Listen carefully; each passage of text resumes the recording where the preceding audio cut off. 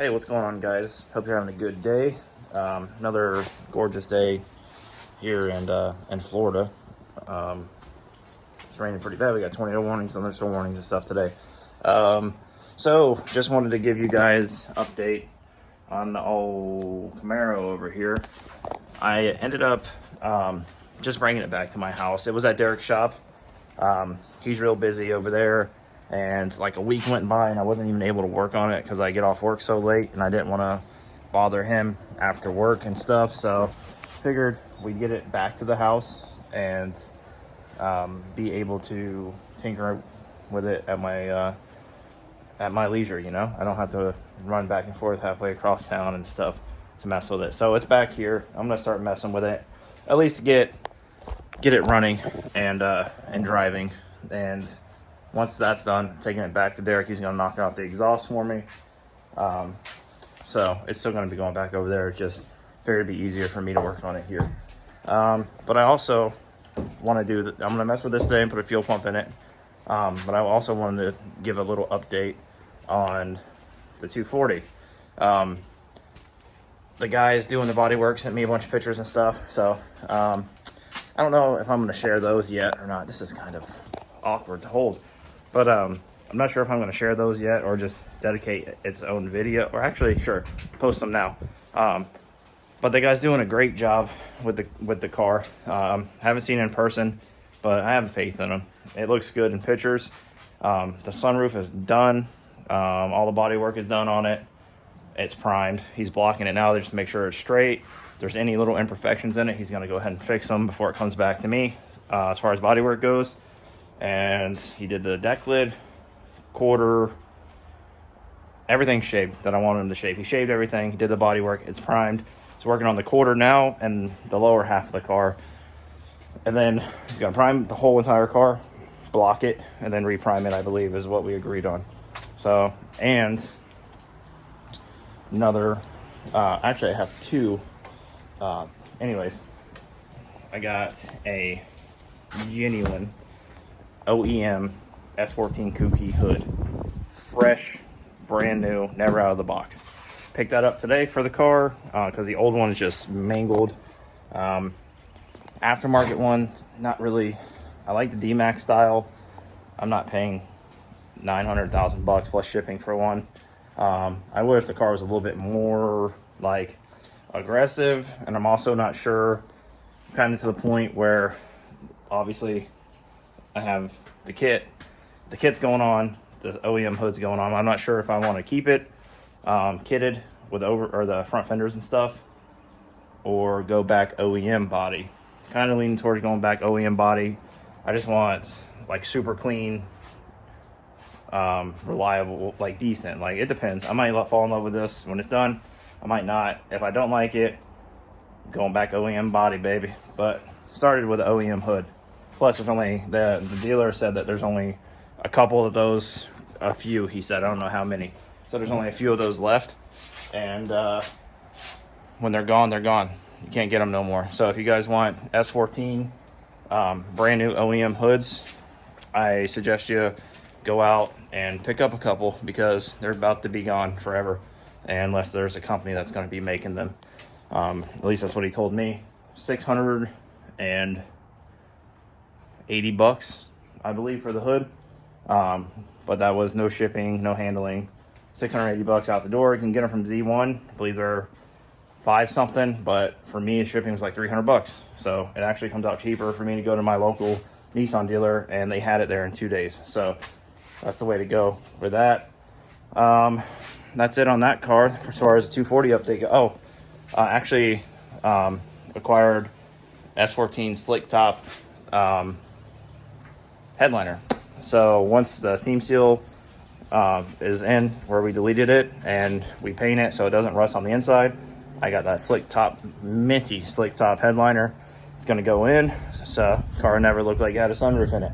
Super stoked on that. Two of the major parts that I needed to get to put this car back together are officially at my house. So as soon as the car gets back from Body Guy, should be, I give him like a week and a half probably, and I'll have it back 2 at the most. He's just chilling, doing his thing. Not gonna bother him. But once it gets back, it's gonna come here. Gonna come finish this assembly. Doors are coming off, deck lid's coming off. Everything is gonna come out of the car. I think I'm gonna get the front windshield pulled. I'm gonna get the rear glass pulled. I'm gonna leave the quarter glass in it because don't want to deal with that. And the glass guy said it'd probably end up breaking. So I'm personally gonna take a weekend and block the car, like block it, like wet sand it with like 400 with a big like 24-inch block, and just get it as straight as possible. And I already talked to my buddy Frank. He's gonna help me. I think me and him are gonna tackle it and spray it together somewhere. But anyways, I'm gonna get that blocked, get the doors off, get it to him, or he's gonna come here. We have a blow up booth. I'm not sure if I'm gonna use that or if we're just gonna do it in his garage. So either way, the car is very close to being done. So I'm gonna get back into this. I'm gonna clean it out, and then I'm gonna pull all the interior out of the trunk to get access to the fuel pump. And we're gonna cut it off access panel, nutsert it back, dyno-mat it. So when it's done, it's as good as it's gonna get, because I'm not dropping. I don't have a lift here or nothing. I'm not dropping the tank out of this thing. So turn a 5-6 hour job into a 30-minute job for anyone in the future that wants to do it.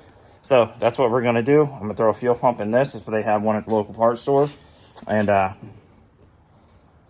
there's like 2 other small things that I have to do, and then this will be running, driving, hopefully. So, all right, guys. So I had to run to the parts store, or the Harbor Freight, and get some cutoff wheels, and I just wanted to make sure I got my power. I went to the shop and got my power probe, my voltmeter and stuff. So I just wanted to. I was looking under the dash in here, and looks like someone like hacked up the wiring. Previously, there's electrical tape, connectors. I don't know what all that's about. I'm not very happy about that, because I hate electrical work. Despise it. Like, do not want to do it. Pay someone to do it. I hate electrical. But anyways, got the access panel cut. I'm gonna rivet it back down, and then we're gonna dyno-mat it when it's done. So you'll never know that it was cut out. But I don't know if you guys can see this. This is not good.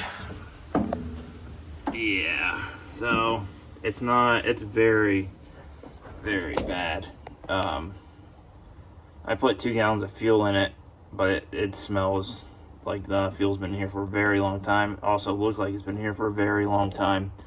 So I was hoping that I could just replace the pump with like a truck pump for like $40 from a parts store, but this thing is literally just nothing works. The float's seized.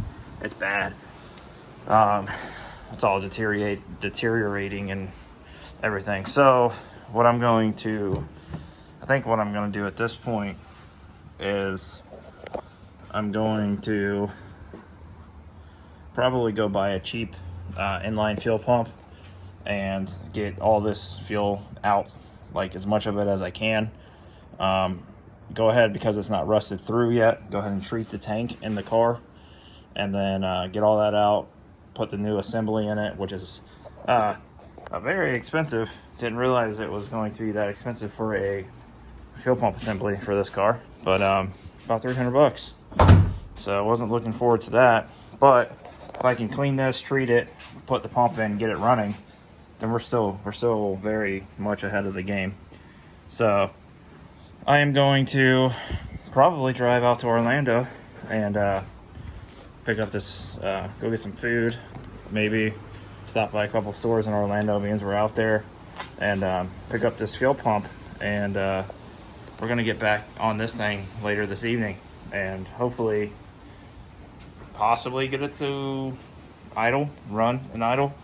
I also fixed the brake light switch, so that was cool, but we're getting there. So maybe we can test drive it tonight, see if it'll do a burnout. All right, so went out to Orlando and had to go all the way to Orlando, about 45 minutes from here. It's the only place that had a fuel pump in stock, or I wouldn't have it until Monday. And I want to see if I can get this thing running today. So, got a fuel pump.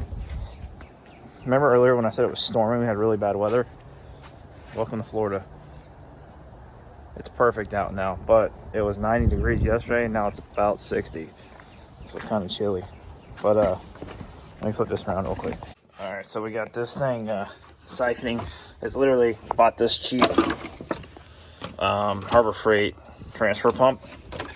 And a little trick of the trade, if you're trying to siphon something like this, if you zip tie it to a tool or something, so you don't have to get your hands down there, and if you're doing it by yourself, that way it stays on the bottom, and then we have it just siphoning some fuel out, right? So I'm gonna go get at pumping this thing and get as much fuel out as we can. All right, so that literally took like 5 minutes. That little $4 pump just saved me so much time and money, because I was gonna buy like a inline like Mr. Gasket fuel pump and hook it to a battery and suck it out. But this thing, like, I'm glad I tried this. It was $5 and it got literally, look how nasty that is, like 4 gallons of fuel out in about 2 minutes. But now you guys can see that's pretty gross in there. So now I'm not gonna get super crazy with this. So if you guys didn't know, 98s was the only 4th gen, the first year of the 4th gen, and they have metal fuel tanks. And they're very well known for corroding and rusting and leaking. This one is not leaking yet. It looks like it probably will soon. So what I'm gonna do, they sell a treatment to stop the rust and stuff in the tank. I'm going to just fill it up with new fuel, add that to it, and change the fuel filter, and see how it does. Worst case, if I have an issue with it, if it does start leaking, or it starts giving me issues as far as fuel delivery, like the socket's clogged or something, I'll just source that. My buddy said he has a whole complete 99 and up plastic tank, which it wouldn't be an issue. The only difference is the fuel pump. You have to modify these lines here, because the 99 and up F bodies have a different location. The pump's a little bit further back and it comes out the side here, so you literally have to redo all the lines and stuff. So we're gonna try to send it like this and see how it goes. Here's the whole new assembly. Whole lot better than what we had, for sure. This thing on the other one was completely seized up. This was missing. All this was corroded. Just nasty. So I'm gonna go ahead. Came with a new seal for the tank. So me and right here, we're gonna go ahead and put this in and get everything else, wired up. Shouldn't be an issue at all. So let's see if I can do this like everyone else. No, hold on.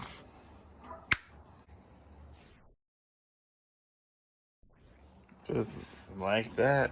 It's all in. Just got to button up a couple things. I have to actually, I'm going to run. I ended up cleaning out the tank a little bit more. I got the old sock out of it, recover some. Look at this nasty thing. Oh, bro, that's bad. So no wonder why the fuel pump wasn't working. So we got the wiring done, all lines hooked up. I forgot to get sound deadening today so when I put all this back, I'm just gonna put a nice piece of like Dynomat or something over it, and then rivet it or whatever I have to do. Obviously you're not welding back here, but anyways, I'm gonna run to AutoZone real quick and grab some fuel, or grab a fuel can and some additive for the fuel tank, trying to get it cleaned up, and a fuel filter real quick, and then I'm going to try it and see if fuel pump's working. I just don't want to do it now because I don't want the fuel pump to run dry. It's really bad for them, and I've actually had a couple like short circuit immediately if they don't have any fuel in them. So I'm going to do that first, just so We don't have an issue because this is like the only one in the state of Florida apparently. So I'll be right back. All right, so I got some seafoam. Just gonna add this to it first. Got a fuel can, $20. Did not even fill up a 5-gallon gas can. That's insane. So I'm gonna add this stuff in here. I love this stuff, it works good. Figured I had no idea how long fuel sat in fuel rails and stuff. So put this in here, hopefully clean up the fuel rails a little bit and just, you know, help everything out a tad. I need a bigger area to work. I am literally wall to wall already. All right, so I'm gonna add this fuel to this thing, and then I bought a filter also, so I should probably put this on first. I probably will, maybe not, I don't know. Depends on if I can get a jack under this side of the car and get it up high enough to do it, or maybe it's the other side. I have to look. Be right back. All right, so before we weren't getting any noise from the fuel pump whatsoever, so let's see if we can hear anything now.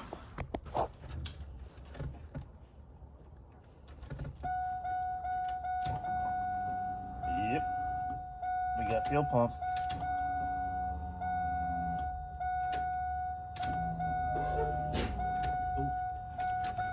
All right, I think we just popped the fuel line off here. Heard something make a little pop noise.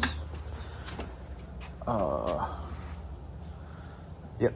Okay, so we popped off a fuel line. Okay, so apparently the guy didn't have the fuel line clipped in all the way because it popped off as soon as it hit. I checked fuel pressure, so we have pressure now. So in theory, this thing should fire up and run. Still has bad stinky fuel in it, but hopefully it mixes with the 93 and it runs. So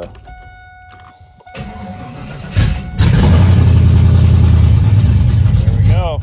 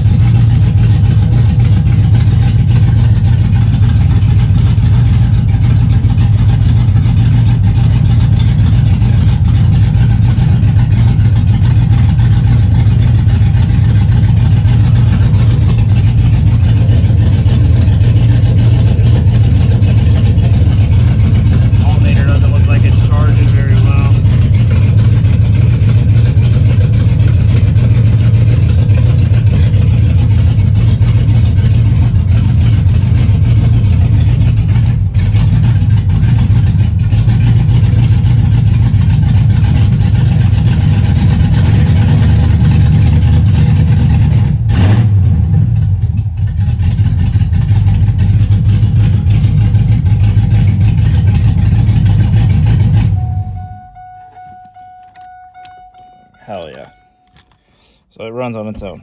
Excellent. So I'm gonna go ahead and probably gonna end this video now.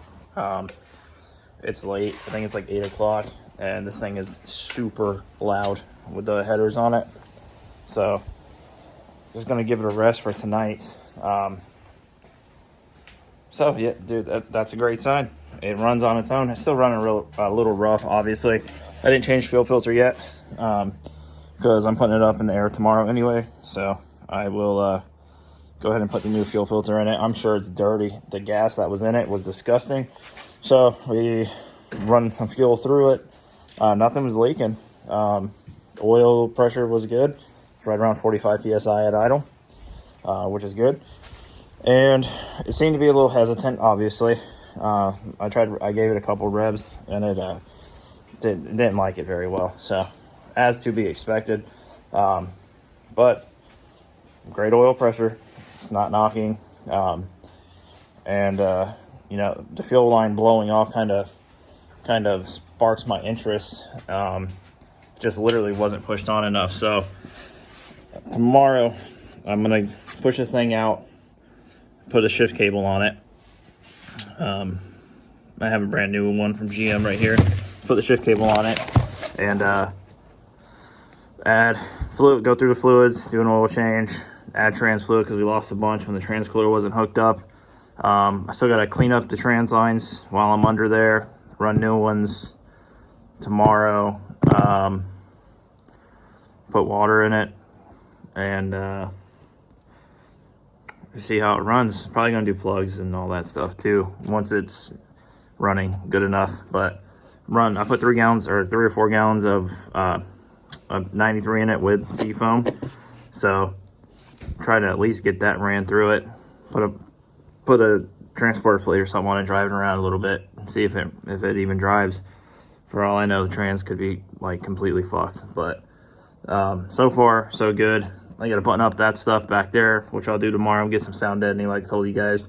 Take care of all that, clean it up, put it all back together, get the interior put back together. Actually, I think that's why this guy I think he knew the fuel pump was bad in this, because all the interior was already ripped out when I got it.